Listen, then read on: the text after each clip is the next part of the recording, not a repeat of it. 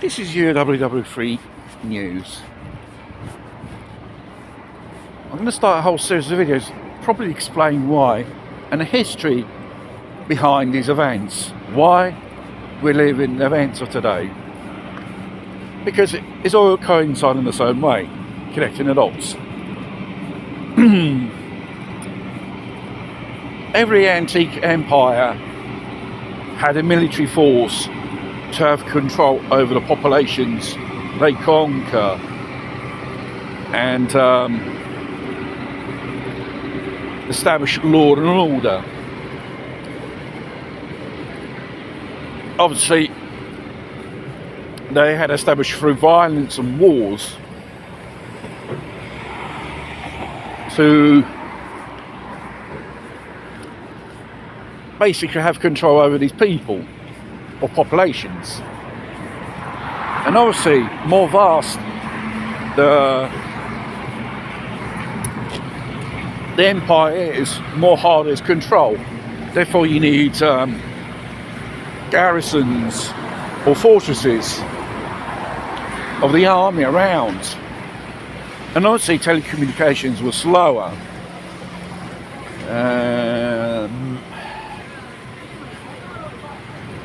For one place to a place, message was sent back and forth to the empire, and right until they take up to our modern days, technology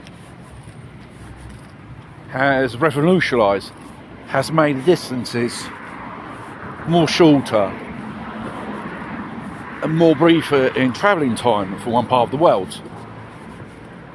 And another thing is, it's always been a wet dream's tiring to find a system to have control over a population or a nation, whatever part of the country is. The novel of Orwell 1984. If you know what's all about it, you know what I'm going on about. Today, the occults, the elites, they have this capability to have total mass control. Such controls on the masses for various instruments of propaganda and terror was, quite efficient.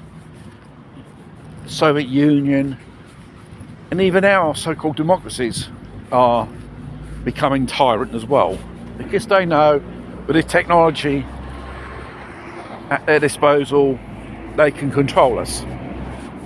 And obviously, there is a whole series of events which are artificially created, and then they say privacy for safety and stuff like that.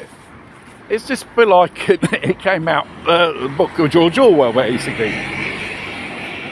And with the pandemia,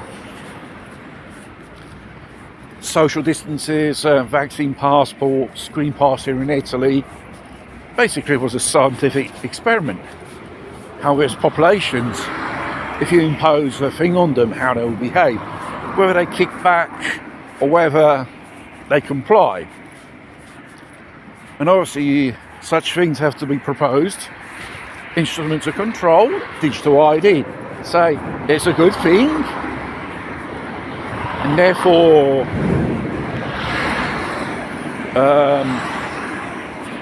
it's more easier for them to sell.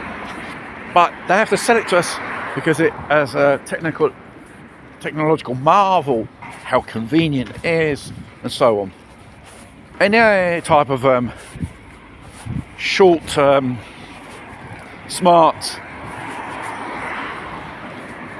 devices, which has got this name, it's a device which spies upon us. Where we go, what we do, what we spend, and what we say, and even videos as well, because it's a whole state of mass surveillance which they want to introduce. You may think it's far-fetched. We have examples today. Go around your town. How many CCTV cameras you see around? How many of these things have increased in the last few years? A lot. not just to control the traffic or criminality, it's to control you. With the introduction of artificial intelligence, software, biometric patterns, face recognition things, this stuff already exists today. And they're going to sell it to you in a mass rollout because you don't exactly like the idea. They come knocking on your door and say, from today on and onwards, you have to use this because we say so. You know, people just kick back and get pissed off. For like in the United Kingdom, they're selling it, the digital ID. Oh, we must introduce this because there's too many illegals coming into the country, because it's them, the government, and whoever above them allow this.